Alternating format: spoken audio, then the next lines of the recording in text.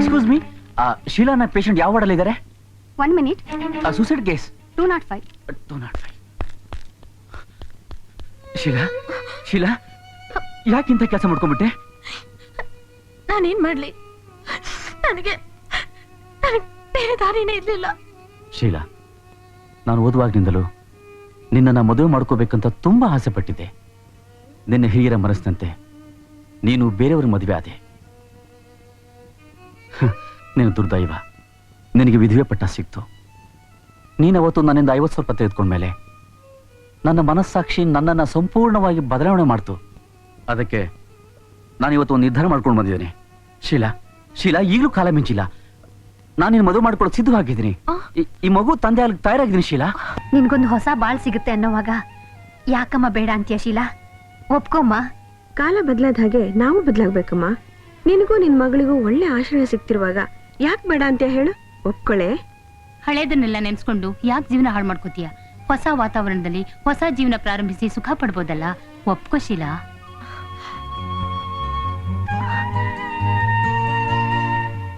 ಸರಿ, ನೀವ್ ಹೇಳ್ದಾಗೆ ಆಗ್ಲಿ.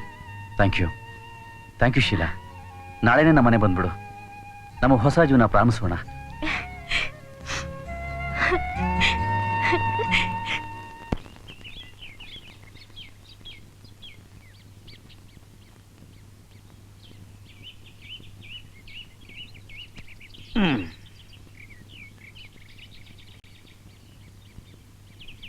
ಯಾಕೆ ಚಂಪ, ಕೋಪನಾ?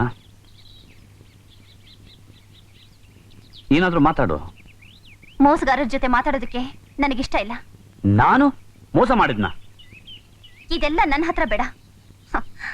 ಕಳ್ಳ ಕಪಟ ಗೊತ್ತಿಲ್ದಿರೋ ಮುಕ್ತ ಹೆಂಗಸ್ರ ಹತ್ರ ಮನೆ ಕೊಡಿಸ್ತೀನಿ ಅಂತ ಆಸೆ ತೋರಿಸಿ ಅವರಿಂದ ಹಣ ಸುಲಿಗೆ ಮಾಡಿದಿರಲ್ಲ, ಅದು ಮೋಸ ಅಲ್ವಾ? ನೋಡು ಚಂಪಾ, ಕಳ್ಳ ಕಪಟ ಗೊತ್ತಿಲ್ಲ ಅಂತ ಮಾತ್ರ ಹೇಳಬೇಡ. ಮನೆ ಕಟ್ಟಿಸ್ಬೇಕು ಅನ್ನೋ ಅತಿ ಆಸೆಯಿಂದ ಅವರು ತಮ್ಮ ಗಂಡಂದ್ರಿಗೆ ಮೋಸ ಮಾಡಿದ್ ನಿನ್ ಗೊತ್ತಿಲ್ವಾ? ಅವರ ದೌರ್ಬಲ್ಯಗಳನ್ನ ನಾನು ಉಪಯೋಗಿಸ್ಕೊಂಡೆ ಅಷ್ಟೇ. ಅಂದ್ರೆ 100 ಸುಳ್ಳು ಹೇಳಿ 1 ಮದುವೆ ಮಾಡುವಂತ ಹಿರಿಯರು ಹೇಳಿದ್ದಾರೆ. ನನಗೆ ಯಾರು ಹಿರಿಯರಿಲ್ವಲ್ಲ, ಅದಕ್ಕೆ 1 ಸುಳ್ಳು ಹೇಳಿ ನಾನೇ ಮದುವೆ ಮಾಡ್ಕೊಂಡ್ಬಿಡೋಣ ಅಂದ್ಕೊಂಡೆ. ನನ್ ತಪ್ಪ? ಸ್ವಲ್ಪನೂ ಪಾಪ ಪ್ರಜ್ಞೆ ಇಲ್ದೇ ಇರೋ ಕಲ್ಲು ಮನ್ಸು ಕಂಡ್ರಿ ನಿಮ್ದು. ದೇವ್ರು ನಿಮ್ಮನ್ನು ಮೆಚ್ಚುತ್ತಾನಾ? ಪಾಪ ಪ್ರಜ್ಞೆ?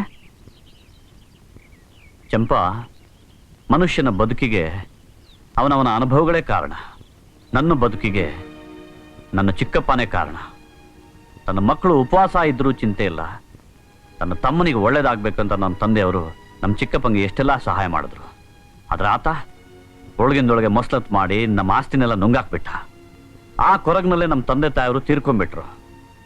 ನಮ್ಮ ಚಿಕ್ಕಮ್ಮನ ಮಾತು ಕೇಳಿ ನಮ್ಮ ಚಿಕ್ಕಪ್ಪ ನನ್ನ 10 ವರ್ಷದಲ್ಲೇ ನನ್ನನ್ನು ಮನೆಯಿಂದ ಹೊರಗಾಕ್ಬಿಟ್ಟ. ಇವತ್ತಿಗೂ ನಮ್ಮ ಚಿಕ್ಕಮ್ಮ ಚಿಕ್ಕಪ್ಪ ಚೆನ್ನಾಗೇ ಇದ್ದಾರೆ. ನೀನು ಹೇಳಿದ ಆ ದೇವರು ಅವ್ರಿಗೇನು ಶಿಕ್ಷೆ ಕೊಟ್ಟ? ಎಲ್ಲಿ ಹೋದ್ರು ಪಾಪ ಪ್ರಜ್ಞೆ? ನಿಮ್ಮನ್ನ ನೀವು ಸಮರ್ಥಿಸ್ಕೊಳ್ಳೋದಕ್ಕೆ ಪ್ರಯತ್ನ ಪಡ್ತಿದ್ದೀರಾ? ಹಾಗೆ ಅನ್ಕೋ. ಇವತ್ತಿನ ಸಮಾಜದಲ್ಲಿ ನೀನು ನೋಡ್ತಾ ಇದೆಯಲ್ಲ ಚಂಪಾ, ಹುಟ್ಟಿನಿಂದ ಸಾಯೋವರೆಗೂ ಮೋಸ, ಕಪಟ, ಲಂಚ. ಮಗುಗೆ ಶಾಲೆಗೆ ಅಡ್ಮಿಷನ್ ಕೊಡಬೇಕು, ಪರೀಕ್ಷೆಯಲ್ಲಿ ಬರೀದೇ ಇದ್ರು ಫಸ್ಟ್ ಕ್ಲಾಸ್ನಲ್ಲಿ ಪಾಸ್ ಮಾಡಬೇಕು, ಎಂಜಿನಿಯರಿಂಗೋ ಮೆಡಿಕಲ್ಲೋ ಸೀಟ್ ಕೊಡಿಸ್ಬೇಕು, ಉನ್ನತ ಹುದ್ದೆ ಕೆಲಸ ಕೊಡಿಸ್ಬೇಕು, ಸೈಟ್ ಕೊಡಿಸ್ಬೇಕು. ಎಷ್ಟು ಜನ ಸುಲಿಗೆ ಮಾಡ್ತಾ ಇಲ್ಲ, ಎಷ್ಟು ಜನ ಅಮಾಯಕರು ಮೋಸ ಹೋಗ್ತಾ ಇಲ್ಲ. ಅದಕ್ಕೆ ಚಂಪಾ, ನನಗೆ ಸರಿ ಅನ್ಸಿದ್ದ ನಾನು ಮಾಡಿದ್ನೇ ಹೊರತು ಅದು ನ್ಯಾಯವೋ ಅನ್ಯಾಯವೋ ಅನ್ನೋ ವಿಮರ್ಶೆಗೆ ಹೋಗಿಲ್ಲ, ಹೋಗೋದು ಇಲ್ಲ. ಯಾವ ದಾರಿಯಲ್ಲಿ ದುಡ್ಡು ಸಿಗುತ್ತೋ ಆ ದಾರಿಯಲ್ಲಿ ಹೋದೆ. ಯಾಕೆ? ಯಾಕಂದ್ರೆ ನಾನು ನಿನ್ನನ್ನು ಪ್ರೀತಿಸಿದೆ, ನಿನ್ನನ್ನು ಮದುವೆ ಮಾಡ್ಕೊಳ್ಳೋಣ ಅಂತ ಅಂದ್ಕೊಂಡೆ. ಆದ್ರೆ ನಿಮ್ಮ ತಂದೆಯವರು ಮನೆ ಕಟ್ಟಿದ್ರೇನೆ ಮಗಳನ್ನು ಕೊಡೋದು ಅಂತ ಕಂಡೀಷನ್ ಹಾಕಿದ್ರು. ಒಪ್ಕೊಂಡೆ, ಮಾತು ಕೊಟ್ಟೆ, ಇದನ್ನೆಲ್ಲ ಮಾಡಿದೆ. ಇಷ್ಟಾದರೂ ನಾನು ಮಾಡಿದ್ರಲ್ಲಿ ಏನೂ ತಪ್ಪಿಲ್ಲ ಅನ್ನೋ ನಂಬಿಕೆ ನನಗಿದೆ. ನಿನಗೆ ನನ್ನಲ್ಲಿ ಆ ಭರವಸೆ ಇದ್ರೆ ಹೋಗ್ಲಿ. ನೀನು ನನ್ನನ್ನು ಪ್ರೀತಿಸಿದ್ದು ನಿಜವಾಗಿದ್ರೆ ನಾಳೆ ಗೃಹ ಪ್ರವೇಶಕ್ಕೆ ಬಾ.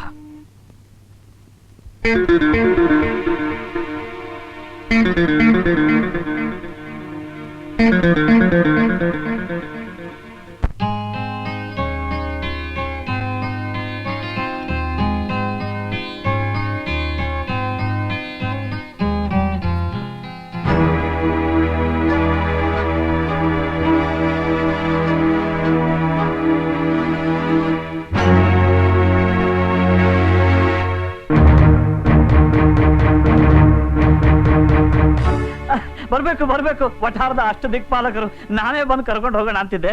ಆದ್ರೆ ಇಂಥ ಕಾರ್ಯ ಅಂದ್ರೆ ಗೊತ್ತಲ್ಲ, ಅದು ಇದು ಅಂತ. ಮನೆ ನೋಡಿ ಸರೋಜಮ್ಮ, ಮನೆ ತೋರಿಸಿ. ತೋರ್ಸೋಣ. ಮನೆ ನೋಡಕ್ಕೆ ಬಂದಿದೀವಿ. ಬನ್ನಿ ಬಹಳ ಸಂತೋಷ.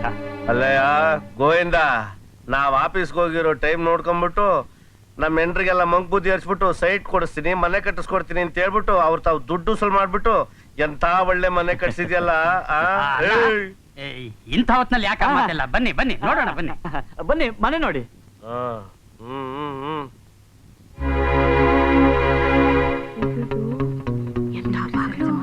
ಡ್ರೆಸ್ಸಿಂಗ್ ಟೇಬಲ್ ನೋಡ್ರಿ, ದೇವ್ರ ಮನೆ ಬೇರೆ ಇದೆ ನೋಡ್ರಿ. ಫ್ಯಾನು ಕಟ್ಟಿಸ್ದೇನ್ ಮಾಡ್ತಾನೆ? ಯಾರ್ಯಾರ್ದೋ ಪುಕ್ಸಟೆ ದುಡ್ಡು ಸಿಕ್ಕ್ರೆ. ದೇವ್ರ ಮನೆ ನೋಡ್ರಿ, ದೇವ್ರ ಮನೆ. ಏನ್ರಿ ಏನ್ ಭರ್ಜರಿ ಯಾಕೆ ಕಟ್ಸಿದಾನ ನೋಡ್ರಿ. ನಿಜವಾಗ ಅವನಿಗೆ ಒಳ್ಳೇದ್ ಮಾಡಲ್ಲ ದೇವ್ರು. ನೋಡ್ರಿ ಒಳಗ್ ನೋಡೋಣ ನಡೀರಿ.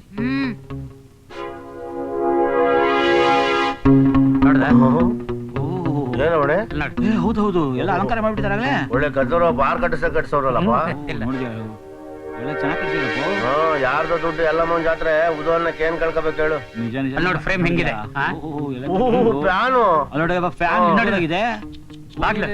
ಟೀ ಕುಡ್ಡ ಅಲ್ಲ ಕಣೋ, ರೋಡ್ ಸುಡ್ಡು. ನೋಡಿ ಇಲ್ಲಿ ನಡಿಯಪ್ಪ, ಇನ್ನು ಏನೇನ್ ಕಟ್ಸೋ ನೋಡೋಣ. ಪಾಪ ಮನೆ ನೋಡಿದ್ರಲ್ಲ, ಹೇಗಿದೆ? ಅಯ್ಯೋ ನಾವ್ ಅನ್ಕೊಂಡ ಹಾಗೆ ಅದ್ಭುತವಾಗಿದೆ.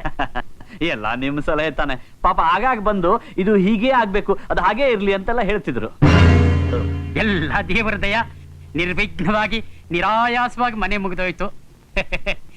ತಾವು ಮನೆ ಖಾಲಿ ಮಾಡ್ಕೊಟ್ಬಿಟ್ರೆ ಈ ಹೋಮ ಗೀಮ ಮಾಡ್ಕೊಂಡು ಗೃಹ ಪ್ರವೇಶ ಮಾಡ್ಕೊಂಡ್ಬಿಟ್ರೆ. ಜೋಕ್ ಮಾಡೋಕೆ ನಮ್ ರಾಮರಾಯರಿಗೆ ಹೊತ್ತು ಗೊತ್ತೂ ಇಲ್ಲ. ನನ್ನೇನ್ ಜೋಕರ್ ಅನ್ಕೊಂಡಿದ್ದೀಯಾ? ಸೀರಿಯಸ್ ಆಗಿ ಹೇಳ್ತಾ ಇದ್ದೀನಿ, ಈ ಮನೆ ನಂದು. ಅದೇಗ್ ಸಾಧ್ಯ ರಾಮರಾಯರೇ? ಎಷ್ಟು ಕಷ್ಟಪಟ್ಟು ಮನೆ ಕಟ್ಸಿದ್ದೀನಿ, ಲಕ್ಷಾಂತರ ರೂಪಾಯಿ ಸುರಿದಿದ್ದೀನಿ. ಸುರ್ದಿರೋದು ನಿಮ್ ದುಡ್ಡು ಅಲ್ವಲ್ಲ, ನಮ್ಮೆಲ್ರ ದುಡ್ಡು ತಾನೆ. ಹೇಗೋ ನಮ್ಮನೆಗ್ ತಾನೇ ಸುರಿದಿದ್ದಾನೆ. ಏನು ಇದು ನಿಮ್ಮನೇನಾ? ಏನ್ರಿ ಸರೋಜಮ್ಮ, ನೀವು ಗೋವಿಂದಣ್ಣ ಸೇರ್ಕೊಂಡು ನಮ್ ತಲೆ ಮೇಲೆ ಕಲ್ಚಪುಡಿ ಎಲ್ಬಿಟ್ರಲ್ರಿ. ನಿಮ್ಮ ಸ್ವಾರ್ಥಕ್ಕೆ ನಮ್ಮ ನಕ್ಕ ತಂಗಿರು ಅಂತ ಹೇಳಿ ಈ ತರ ನೇನ್ರಿ ಮೋಸ ಮಾಡೋದು? ರಾಮರಾಯ ಚೆನ್ನಾಗಿದೆ ಕಣ. ಅವತ್ತು ಗುಂಡಾಕ್ಬೇಕಾದ್ರೆ ಇದಕ್ಕೇನಾರು ಒಂದು ಉಪಾಯ ಹುಡ್ಕಣ ಅಂತ ಹೇಳ್ಬಿಟ್ಟು ಹುಡುಕ್ಬಿಟ್ಟಲ್ಲಪ್ಪ. ಒಳ್ಳೆ ಉಪಾಯನ. ನಾವು ಕಷ್ಟಪಟ್ಟು ಸಂಪಾದನೆ ಮಾಡಿರೋ ದುಡ್ಡ ಚಿಟ್ಕಿ ಹೊಡಿಯೋದ್ರಲ್ಲ ಅಲೇಕ್ ಮಾಡಿ ಓಡಿಸ್ಬಿಟ್ರಲ್ರಿ ನೀವಿಬ್ರು ಸೇರ್ಕೊಂಡು. ಸ್ವಲ್ಪ ಸಮಾಧಾನವಾಗಿ ಇರ್ತೀರಾ? ನಿಮ್ಗೆಲ್ಲ ಹೇಳ್ತೀನಿ ನಾನು. ಗೋವಿಂದು, ನಾನ್ ನಿನ್ನ ಹತ್ರ ಜಗಳ ಆಡೋದಕ್ಕೆ ಬಂದಿಲ್ಲ. ಈ ಸೈಟ್ ನಂದೇ ಅನ್ನೋದಕ್ಕೆ BDA ಆಫೀಸರ್ನ ಲಾಯರ್ನ ಜೊತೆಲೆ ಕರ್ಕೊಂಡ್ ಬಂದಿದ್ದೀನಿ. ಅವ್ರನ್ನೇ ಕೇಳು. ಅಲ್ಲ. ಬನ್ನಿ ಸರ್.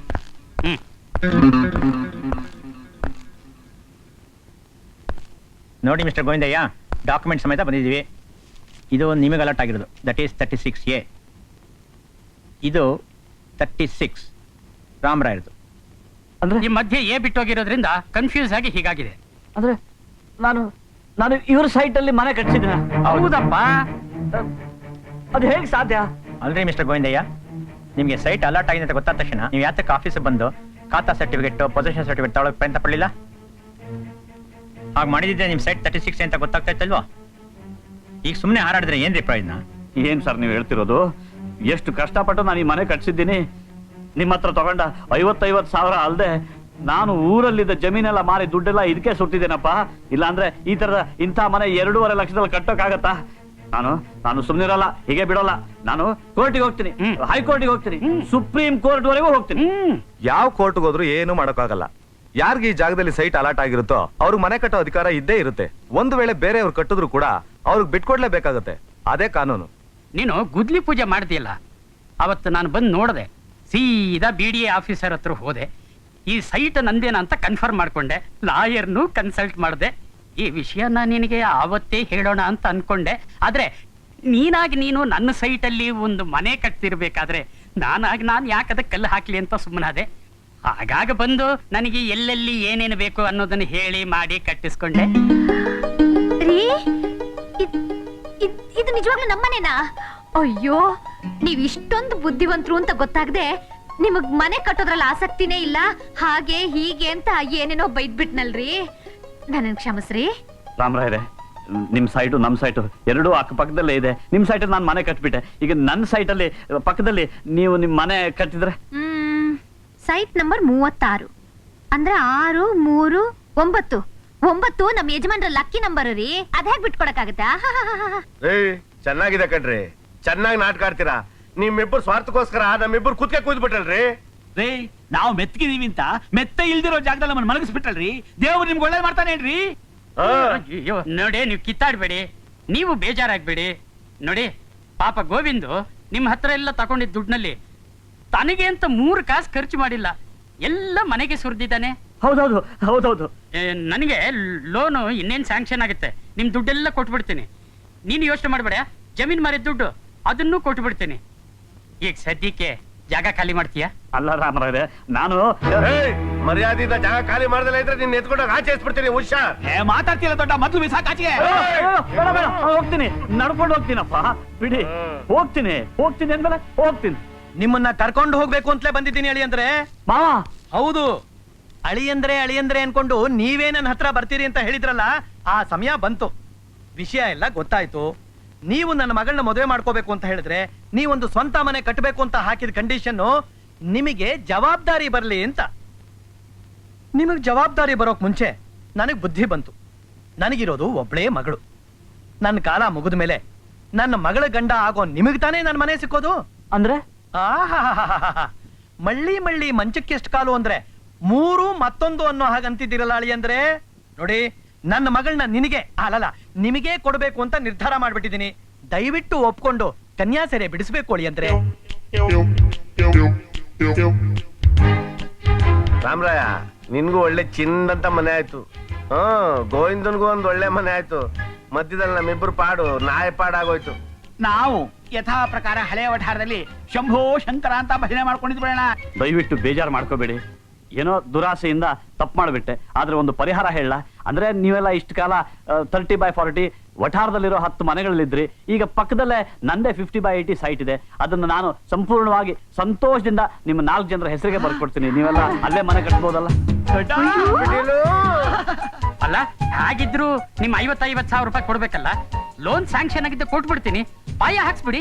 ಇಷ್ಟು ದಿನ ಮನ್ಸಿನ ನೆಮ್ಮದಿ ಕೆಡ್ಸ್ಕೊಂಡಿದ್ದಕ್ಕೆ ನಿಮ್ಮಿಂದ ಒಳ್ಳೆ ಪರಿಹಾರನೇ ಸಿಕ್ತು ಗೋವಿಂದಣ್ಣ. ಸದ್ಯ ಇನ್ಮೇಲಾದ್ರೂ ನಾವು ನಮ್ ಸ್ವಂತ ಮನೇಲಿ ಇರ್ತೀವಿ ಅನ್ನೋ ನಂಬಿಕೆ ಬಂತಲ್ಲ, ಅಷ್ಟು ಸಾಕು ಬಿಡಿ. ನಾನು ಅಷ್ಟೇಪ್ಪ, ಇನ್ಮೇಲೆ ಚೀಟಿ ವ್ಯವಹಾರನೆಲ್ಲ ಬಿಟ್ಟು ನನ್ ಮನೇಲಿ ನನ್ ಗಂಡ ಮಕ್ಕಳು ಸುಖವಾಗಿರ್ತೀವಿ. ಅಲ್ರಿ, ಅಂತೂ ನಮ್ಮೆಲ್ಲರ ಆಸೆ ತರನೇ ಕೊನೆಗೂ ನಾವೆಲ್ಲರೂ ಅಕ್ಕಪಕ್ಕದಲ್ಲೇ ಇರೋ ಹಾಗಾಯ್ತಲ್ಲ.